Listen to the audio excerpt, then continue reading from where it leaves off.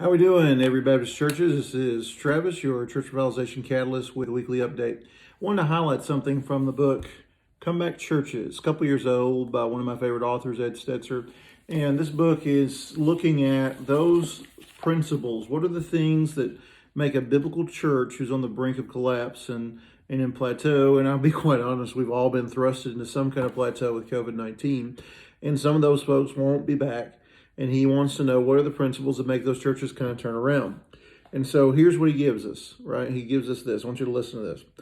The wrong question is whether or not your church is traditional or contemporary, right? A lot of questions about that. The real issue is whether your church is biblically faithful, acting as the presence of Christ in the community at large, able to relate to people in culture and on mission. In short, is your church missional? This is the great question, right, that we're posed. You know, as church revitalizers, we don't come to the church with anything new. We just remind them and try to fuel the flames of passion for the things the church has already been given. Hasn't the Lord already given us everything we need? I'm reminded of, and I've returned to it back many times, Pilgrim's Progress. And in Pilgrim's Progress, it's an allegory that Bunyan wrote when he was in prison there in Bristol many years ago, Bristol, England. And Christian and faithful are on this road to the celestial city. They've left the city of destruction. They're on their way to the celestial city, which is heaven. And they get tired and they fall asleep right off the road. And they end up being on the property of a giant named Despair.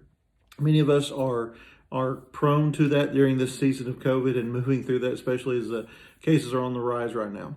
And what we see there is he yells at them. He treats them terribly, won't feed them for 7 days, just encourages them to just give up and just kill themselves. And many times as pastors, we look at them and everything, we just want to give up. But then one day on Saturday morning, Christian realizes he has a key around his neck, and that key will unlock any door in Despair's castle. In a similar fashion here, has Christ not given us everything we need, brothers, to spur the church on to greater biblical faithfulness, to spur the church on to be on mission for Jesus Christ?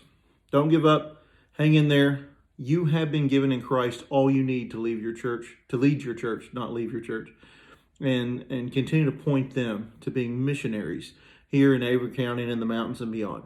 Hope you guys have a great day. Please contact me if you have any questions or I can be help to you in any way.